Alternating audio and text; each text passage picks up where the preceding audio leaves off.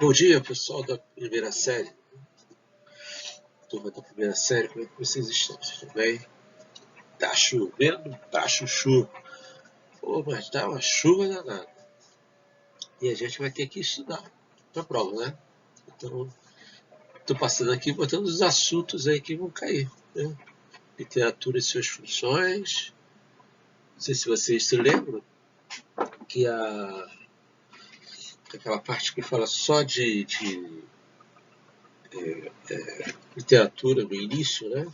Que é literatura. E nesse ponto fica difícil. Muita gente, cada um tem sua interpretação para a literatura. Mas quando fala-se das funções da literatura, fala-se o quê? Daquilo que o autor quer passar. Né? O autor passa qualquer coisa. Ele tem os seus objetivos, tem as suas crenças. E ao mesmo tempo, ele junta tudo isso com o momento em que ele vive. Né? Se ele quiser fazer uma crítica, se ele quiser lançar mão de alguma coisa mais, uma definição mais nova, né, ele vai colocar no livro que ele está escrevendo. Com certeza ele vai fazer isso. Né? E com isso, essas manobras que os autores fazem geram funções. Né? Essas funções são, nós vamos falar disso aqui daqui a pouco, mas são muito importantes, porque não adianta ler o livro só por ler. Você tem que ler, mas tem que tem que estar a par das coisas da arte, né? E das questões do próprio autor. Então foi muito comum, por exemplo, até 1963, 64, mais ou menos por aí, a literatura brasileira estava na terceira fase do pós-modernismo, né, que muitos chamam de terceira fase, né, do modernismo, e que ali que chocou, houve um choque, né, e que continuou sendo modernista, né, os autores continuam colocando todas as características modernistas, mas houve uma situação por fora e que muita gente, muitos desses autores foram obrigados a parar de escrever, né, em função da ditadura militar. Né? A ditadura militar ela mudou a literatura. Então você teve passou-se a se escrever sobre o momento em que se vivia, de forma, se você fosse criticar, teria que ser numa situação assim muito bem feita, porque existia um censor, quer dizer, um cara que fazia censura. Se você colocasse alguma coisa ali que lembrasse, né, explicitamente que era uma crítica à ditadura, o livro não saía. Então aconteceu muito, não só com livros, mas com quadros, muitos quadros na época, e também com estava em plena difusão da televisão.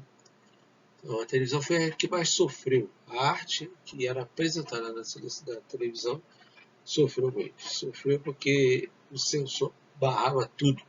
O que ele achasse que era posto como obra literária, como crítica, né, ao momento, ele censurava. Bom, vamos lá. E depois eu acho que eu peguei uma pequena gripe, estou com o nariz ruim. Vamos lá. Em segundo lugar, os gêneros literários, que a gente já vamos conversar, e que nós já conversamos anteriormente, já fiz os slides para vocês e também alguns exercícios foram para vocês, né? Os textos literários e não literários, que são importantíssimos para poder você identificar o que é um texto literário e o que não é. Então é importante, eu acho legal que vocês tenham essas noções, porque não é só ler o livro, é identificar, né? Tem muitos livros aí que literatura não tem nada, vocês vão ver, porque precisa-se de alguma coisa a mais para o livro, para ficar, né? Para a eternidade. Os textos literários ficam para a eternidade. Os textos não literários eles passam. São textos que passam só. Que passam no tempo. Classicismo. Classicismo, vamos falar de forma geral, né? Como é que era o momento, né, da Europa, né, que pregava o classicismo. Porque aqui no Brasil, no descobrimento, eles não trouxeram, como nos outros movimentos literários, Portugal vinha gente de fora para cá e começava a usar o momento, né, do Brasil, que era a descoberta,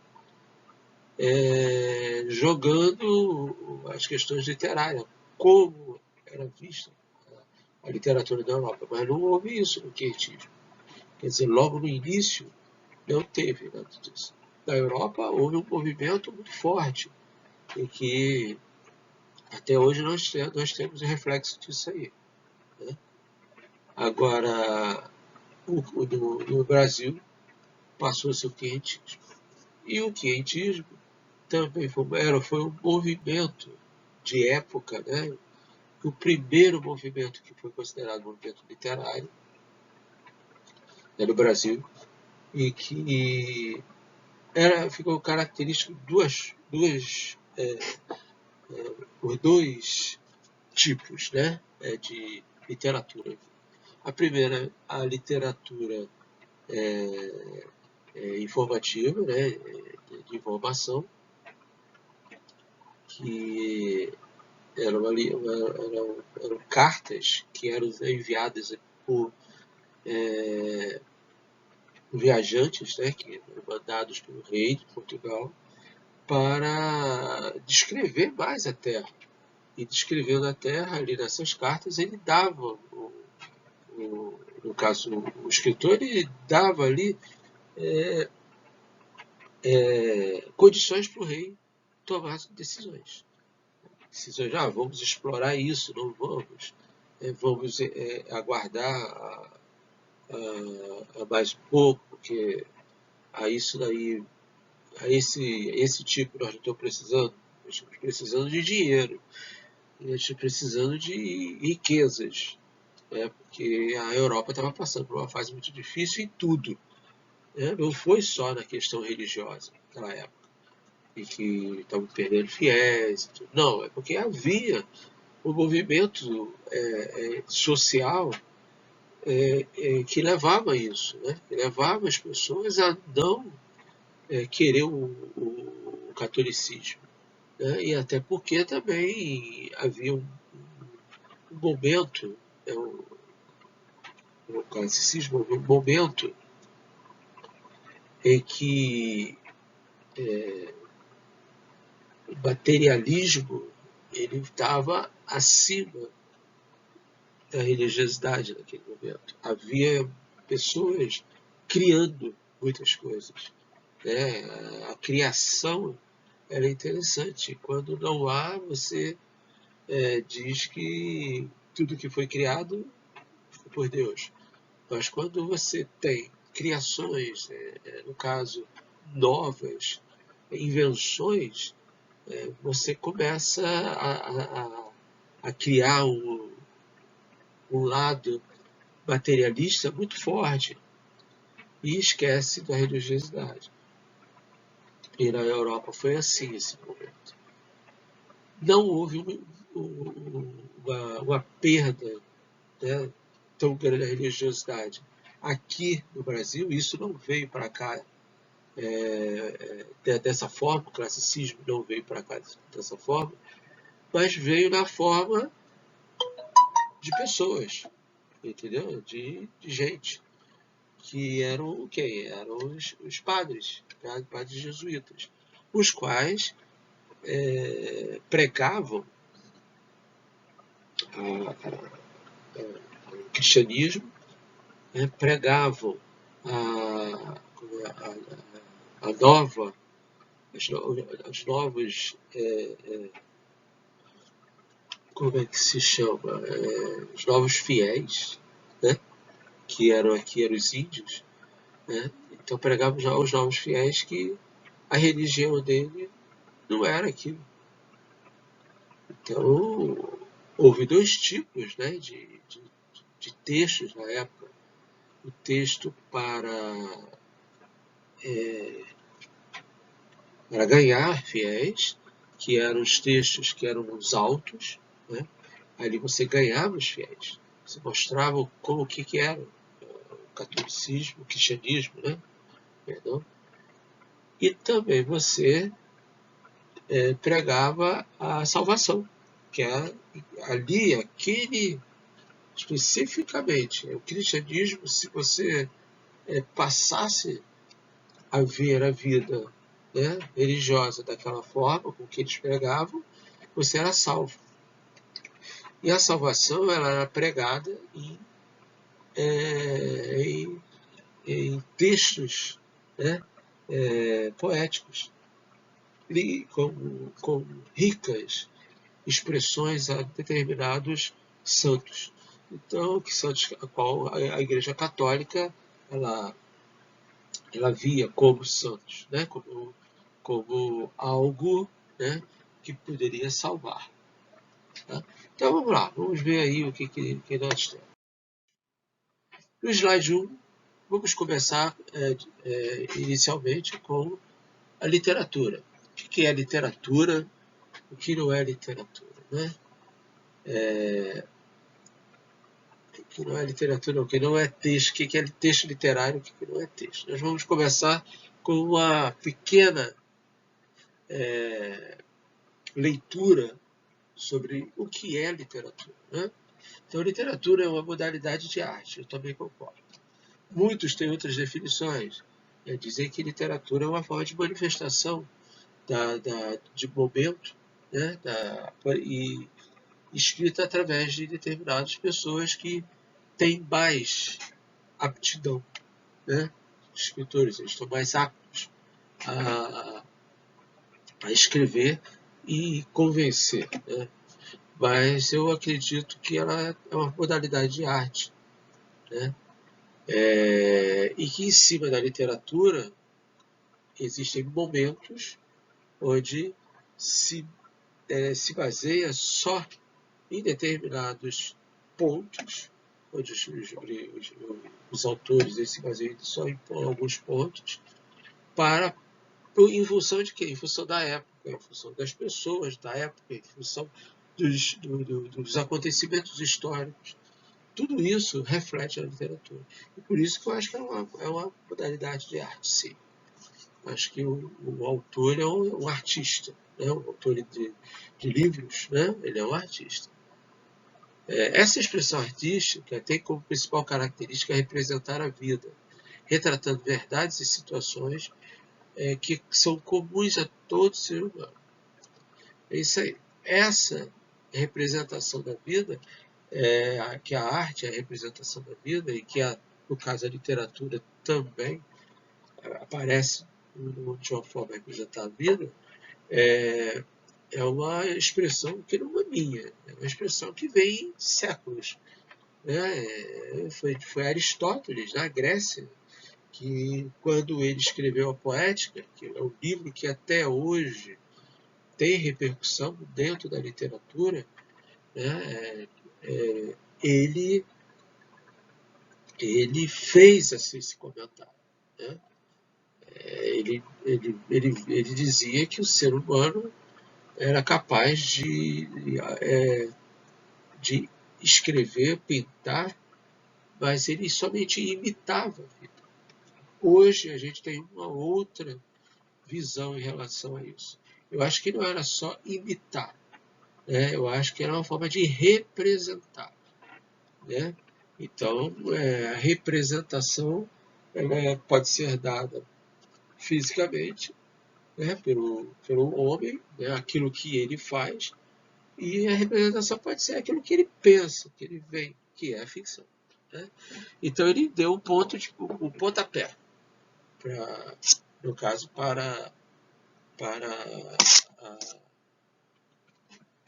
que é a literatura. Né? Ao construir as realidades, a obra literária acaba por despertar emoções, verdade, no leitor, bem como pensamentos, fazendo com que aumente principalmente o conhecimento de mundo e a capacidade crítica. Muitas obras literárias também são reflexos de um determinado período, o que ajuda o leitor a conhecer formas de pensamento e realidade de outros tempos. Perfeito, eu acho que isso aí é perfeito para a literatura. E vamos trabalhar, né? Vamos iniciar nossos trabalhos em relação aos temas da prova. A definição acima estabelece o conceito de literatura envolvido com a arte. E na Grécia Antiga, viveu um filósofo que estabeleceu a relação entre a construção da arte, através da imitação da realidade, acabei de falar, né, da imitação da realidade. Assinale a opção que tem o nome desse filósofo. Ulisses. Não, Ulisses foi um herói épico, né, da literatura.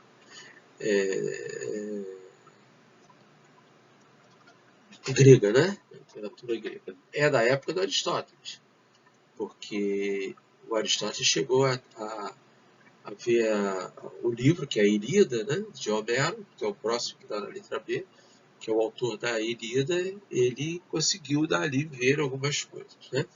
Aristóteles, que é a resposta, tá? E Platão, que era um filósofo grego, né? Que expunha seus pensamentos. Então, a resposta da número 1 é a letra C, é o Aristóteles. Né? Durante o período do classicismo grego, os deuses gregos eram cultuados pelos antigos habitantes da Grécia. Eram representados sob forma humana e simbolizavam os anseios e temores humanos. Eles regiam as forças da natureza, era o que se pensava, né? Que eles regiam a natureza como criaturas humanas, ou seja, tinham ciúme, inveja, ódio e amor. Oh, perdão, gente, eu pulei aqui. Eles regiam as forças da natureza, comandavam o céu, a terra, o sol, a lua e os rios, o mar e o vento. Cada um desses elementos da natureza tinha um Deus. Que para cada momento dentro desses aí, existe o homem também dizia, poxa, fulano de tal rege isso aqui. Estabelecia-se algumas coisas. Né? Então, por exemplo, como tudo tinha Deus, o Deus das festas, né? O Deus das festas, na época aí, era... meu Deus, esqueci o nome do Deus. Bom, eu vou lembrar. Mas, na verdade, esse Baco, foi o que eu lembrei, Baco, que, na verdade, também era um Deus, foi na época havia guerra entre Roma e Grécia, e uma das formas de conquista do território foram que os romanos disseram: não, os seus deuses não serão mais esses, mas para cada um deles vai continuar, mas eu vou mudar o nome. Então era o que aconteceu. Houve mudanças de nomes, e que existiam os deuses gregos e os deuses romanos, mas na verdade, para o povo, né, para as pessoas que estavam ali e que usavam eles as suas crenças, dentro das suas crenças, era o mesmo. Só que eles tinham que ver dessa forma. Né? Eles eram imortais, estavam dispostos numa hierarquia, verdade. A literatura retratou também os deuses através das aventuras em epopeias por personagens, né, que ganhavam notoriedade na sociedade. né? Desta forma, os deuses eram, eles, para a população, eles eram admirados, né? Enquanto os personagens, eles também começavam a ser vistos como heróis, né? Então os deuses eram mitos, né? Isso era uma crença de que aquilo dali ocorria, então não era verdade, mas pelas questões de momento, eles eram mitos. E os personagens, os quais carregavam toda essa literatura, né, de tragédia, né, literatura dramática, né, da Grécia Antiga, eram chamados de heróis. Então vamos ver aqui. Número 2. Como eram tratados na sociedade os deuses e os personagens das epopeias, né, os personagens das histórias? Eles eram tratados como imortais e heróis? Não. Os deuses eram imortais. Mas não é. E no caso, os personagens eram tratados como heróis. Mas imortais não é a questão forte.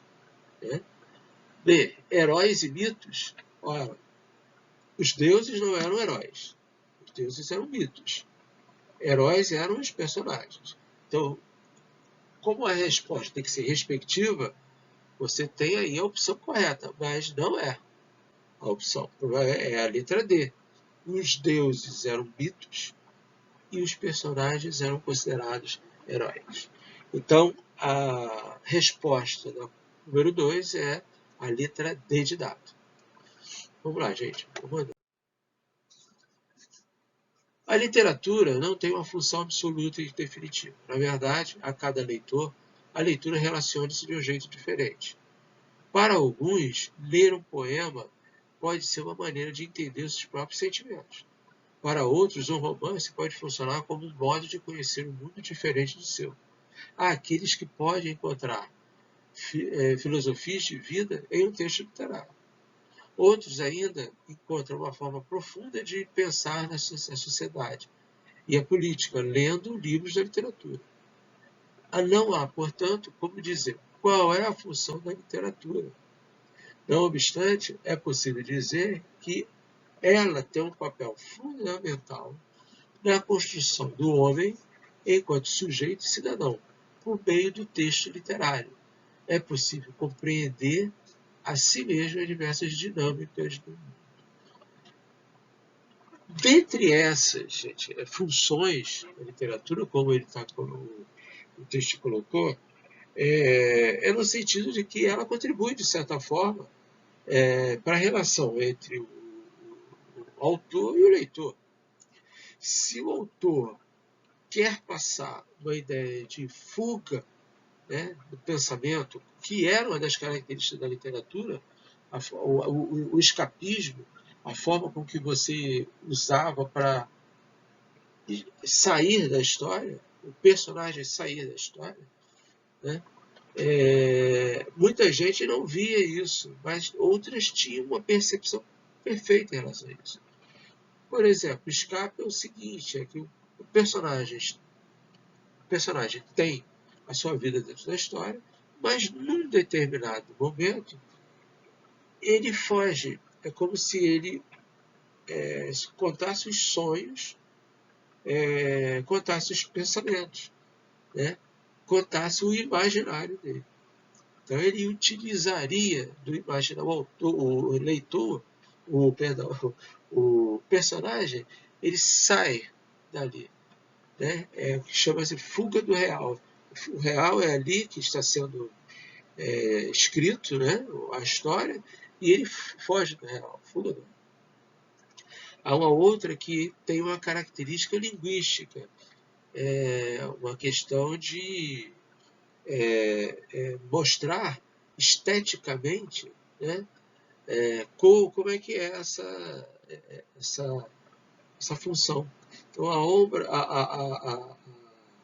a função linguística é uma função de levar a forma do texto, né? As rimas do texto, a beleza do texto da obra de arte, né? Uma pintura. Né? Então, ali você tem todo um conteúdo próprio, o qual você quer passar para o leitor. Tem a estética, que ela tem um envolvimento muito forte nessa questão linguística, mas está, e muitas vezes, demonstrado no texto, em que as pessoas elas conseguem ver aquilo com facilidade. Né?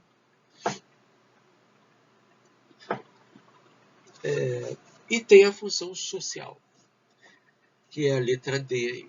O meu retratinho está em cima, mas é a letra D. A função social ela é muito forte. É você fazer uma obra de arte, é você escrever um livro, né? Ou você criticando, ou você aderindo a determinado momento em que a sociedade vive. Né? E ali você pode colocar as suas soluções, né? Ou também discutir as soluções que existem. Né? É muito interessante a função da literatura, muito interessante. Então, aqui, ó, seguindo o raciocínio acima narrado, qual seria a função da obra Navio Negreiro, de Castro Alves? Navio Negreiro foi um livro escrito por Castro Alves em que ele falava da viagem, né, entre a África e a colônia, né, o Brasil, levando os negros que eram pegos, raptados, né, nas suas tribos, para trabalhar aqui. Né? Então, o navio negreiro ele tem uma forte contribuição social nisso aí, com certeza, e você vai ver através do texto. Era um sonho dantesco, o tombadilho, que das dezenas avermelha o brilho, em sangue em sangue a se banhar, tinir de ferros, estalar de açoite, legiões de homens negros como a noite, horrendos a dançar. Por acaso o navio negreiro levava os escravos e fazia festas para eles dançarem? Não. Eles eram acorrentados e colocados dentro do porão do navio. Né? Isso daí era o tinir dos ferros. Em sangue a se banhar, eram eles. Que ali dentro às vezes entrava água, e aí misturava com sangue, eles levavam aquele banho de água com sangue. Né? E ele fala em um sonho dantesco, um tombadilho, que era lá embaixo, né? Que das luzernas já vermelha o brilho, e que era o reflexo da luz ali refletia sangue, né? Que nada mais era que era sangue. Né?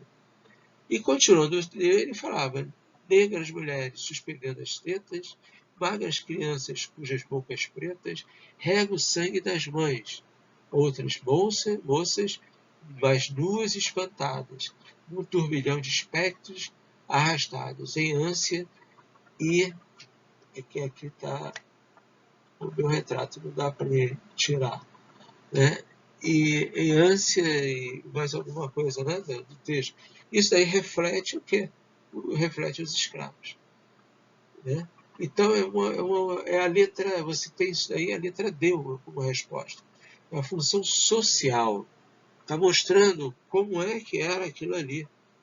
Como é que era, os negros iriam participar da sociedade da colônia, e ali você já coloca, né, o Castro Alves, ele tinha uma visão interessante. Se dizia que ele pregava a literatura, ele escrevia como um condor. Era visto às alturas. Né? Era um chamado... Ele pertencia ao movimento de condorismo. Né? Daí ele vê isso, olha só. O tombadilho lá de cima, que das luzernas a vermelho, o brilho que da lua, o brilho do sol, né? Ia sangue se banhar e via tudo lá de cima. Então a poesia dele era chamada poesia do condorismo, condor. Né? Vamos passar, gente?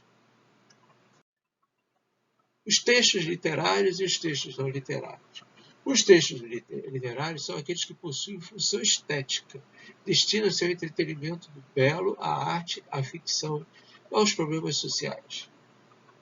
Os textos literários são aqueles que a gente vê as funções, a gente consegue identificar as funções deles. Né? Já os não literários são textos com função utilitária, pois servem para informar, convencer, explicar, ordenar. Os textos literários apresentam a ideia de criar expressividade e de acabar por trazer emoções e sentimentos em quem está lendo, o leitor, recorrendo à função poética e emotiva da linguagem, fazendo uso ainda da linguagem polissêmica e conotativa, para que se tenha a multiplicidade de interpretações. É tudo isso que nós falamos antes, né? O texto literário ainda apresenta reflexões sobre a realidade, criando uma recriação bastante única e pessoal, além de subjetiva dessa, também em decorrência da interpretação distinta por parte de cada leitor. Além disso, podem fazer uso de figuras de linguagem e também outros recursos estilísticos, como harmonia e musicalidade, e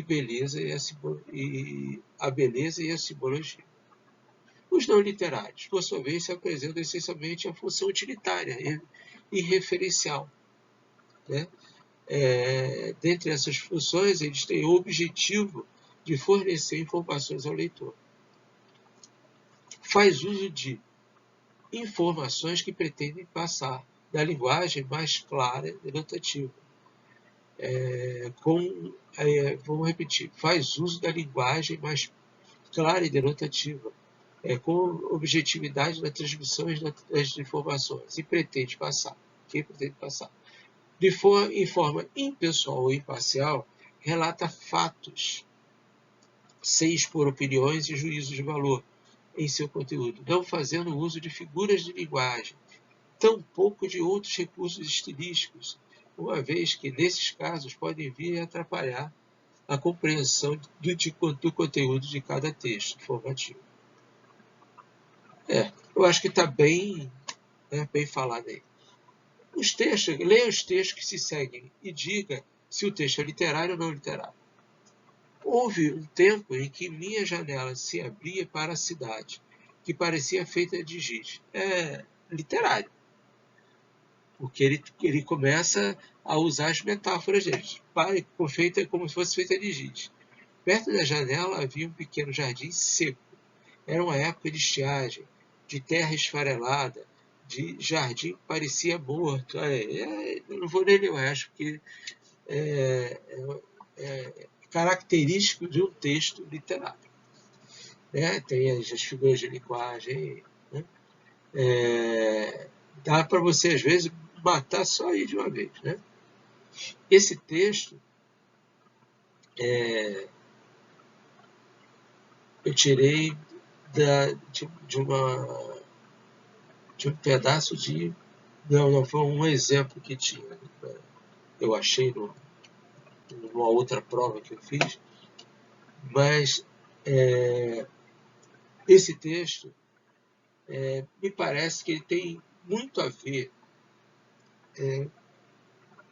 com o momento em que o homem vivia, né?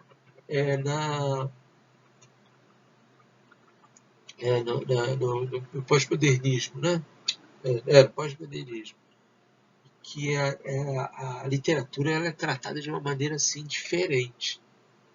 Né? Às vezes eu paro para pensar, porque são tantas as informações, mas a gente tem que passar para vocês as informações que são mais claras, né? Que são mais já são definidas. Né? Muitas vezes a gente coloca a nossa opinião, né? Esse texto aí, ele traz todas as fontes, né, de função social, né, de texto literário, como uma... Tá, vou falar dentro da linguagem, porque senão eu não vou gozar. Dentro de uma sociedade, né, onde não se via, entende, nada que fosse a não ser literatura, que foi a sociedade da época da repressão do período militar, né? Então, naquela época, aflorou-se nas pessoas temas e mais temas, que infelizmente foram censurados. E muitas vezes a censura ia à casa do autor e rasgava, entendeu? Então foi um negócio meio complicado, né? Bom, então aí é um texto literário. Vamos passar. Aqui temos outros exercícios. Aqui diz o seguinte: não sabemos como é o futuro, como será o futuro. No entanto, temos uma ideia do que virá por aí nos próximos anos. Quando se fala em mobilidade, isso aí é não literário, né? Quando se fala em mobilidade, por exemplo, os carros elétricos são sempre lembrados. Isso aí é um texto informativo. As grandes montadoras, empresários. Então é um texto que não tem nada de literário, é um texto não literário. Linguagem objetiva, clara, levando ao leitor informações. Vamos ver aqui, ó. Primeiro, esse já é um texto literário, só porque está sendo colocado em forma de poema? Não. Você tem que ler para poder ver se é. Quando a indesejada da gente chegar, é literário, porque ele já usa as trocas, né, as elipses, né, as trocas de lugar da frase, né, da ordem natural das frases. Não sei se dura ou coroável. Talvez eu tenha medo. Talvez sorria ou diga: alô, iniludível. O meu dia foi bom, pede a noite descer. A noite, com os seus sortilégios, encontrará lavrado o campo, a casa, a mesa posta. Cada coisa em seu lugar. Texto literário. Caracteristicamente literário. Esse último aí é um texto que vocês vão ver. Ó, só de cara assim você já mata. Arara, 2 pontos. Ó, 2 pontos aí. Nome das diversas aves trepadoras de grande porte que se destacam pelo colorido muito vivo, em geral vermelho, azul, tal, né? O bico muito grande, curvo. O que é isso? Isso daí é uma definição de dicionário, né? É aquela partezinha de significado do dicionário. É texto não literário. Tá? Então, vamos passar.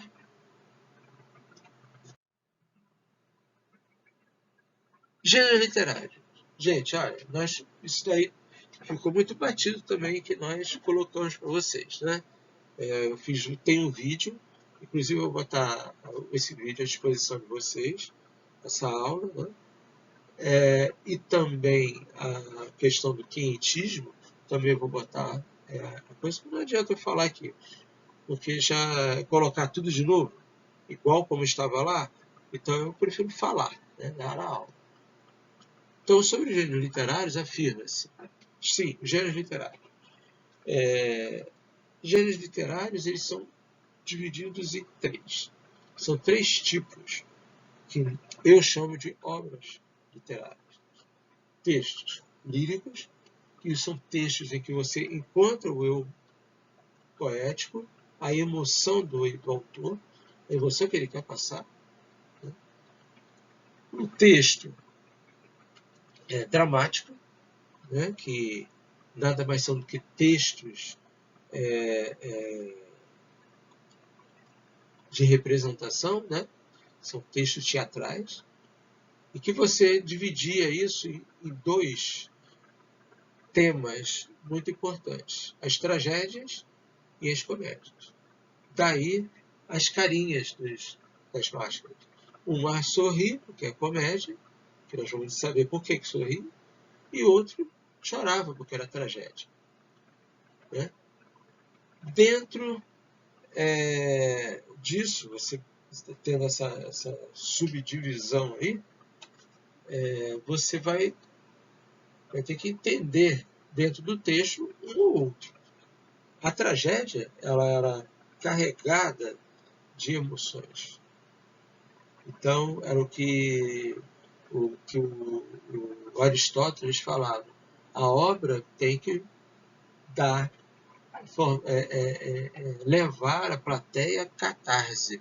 Quer dizer, tem que levar a plateia a manifestar alguma coisa que ela viu ali e caiu dentro dela. Então, se tiver que sorrir, sorria. Se tiver que chorar, chore. Né? Então, a catarse, essa definição, ele colocou para os dois, tragédia e comédia. A tragédia, os personagens, ou o personagem principal, era um herói, né? Que representava os mais altos elementos da sociedade, a classe alta da sociedade. Era sempre visto como pessoas, né, que poderiam lançar mão, né, de uma determinada história e sair dali como herói. Só que esse herói, ele batalhava, parecia que ia perder e sempre ele ganhava. Ele sempre vencia. O herói sempre vencia, mas sofria muito. Então tem até dentro da tragédia, tem um texto que é Medeia, se não Medeia, acho que é Medeia, né? Em que a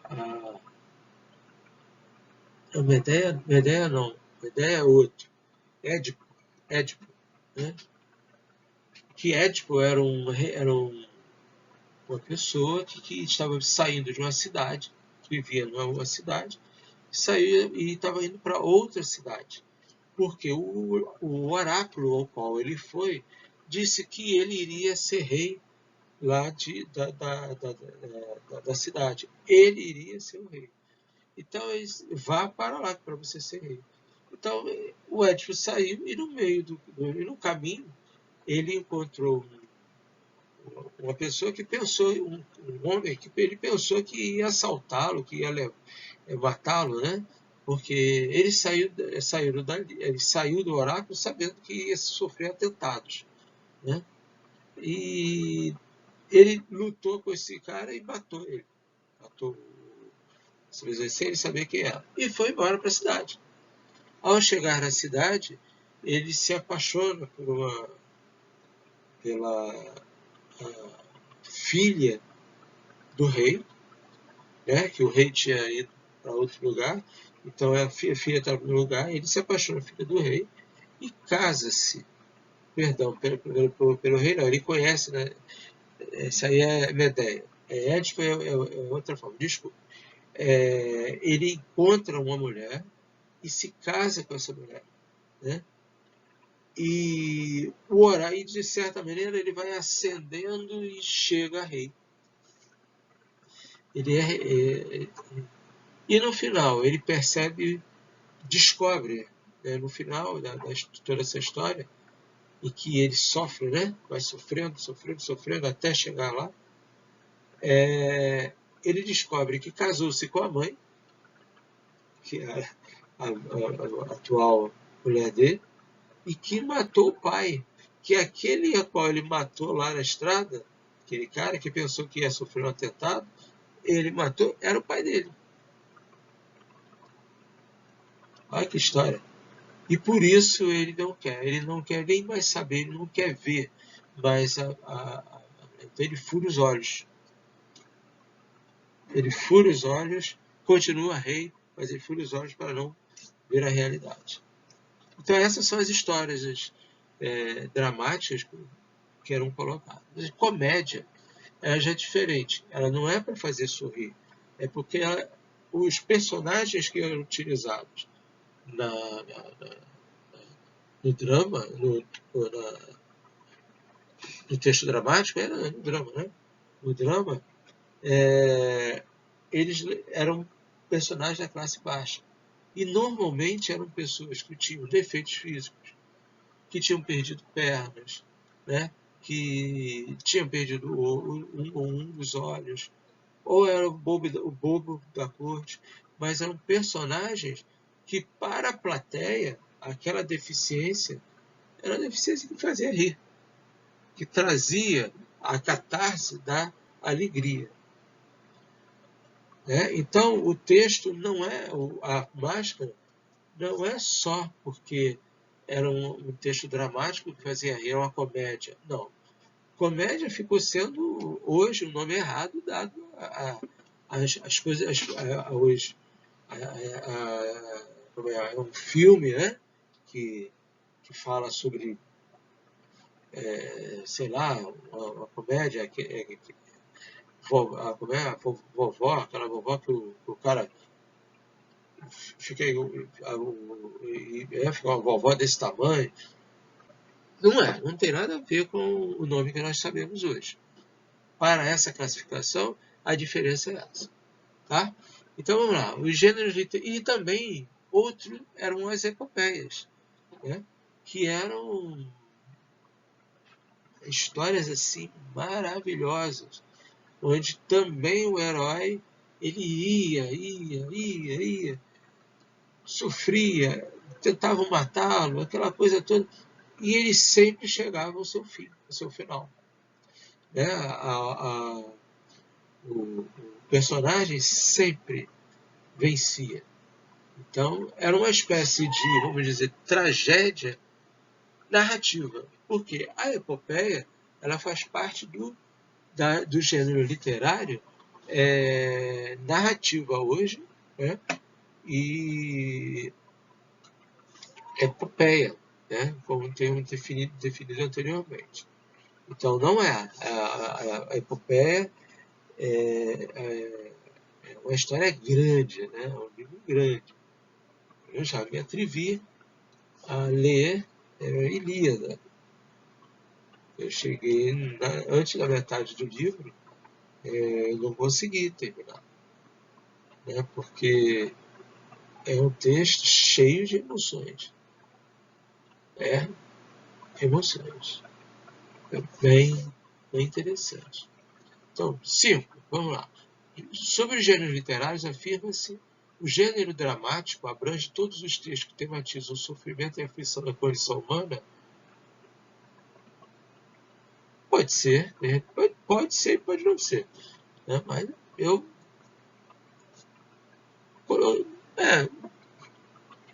não é a condição humana, né? É a condição do personagem. Mas como reflete a realidade, bom, pode ser. 2. Textos pertencentes ao gênero lírico privilegiam a expressão subjetiva dos estados interiores. Olha, perfeito. A número 2 está perfeita. Número 3. O gênero épico compreende textos sobre acontecimentos grandiosos protagonizados por heróis? Sim, perfeito. 2 está certo. Em literatura, o romance e a novela são formas narrativas pertencentes ao gênero dramático? Não. Romance é outra coisa. Não tem nada a ver com o gênero dramático. Tanto é que isso é passado na televisão dessa forma, né? Então, o romance e a novela,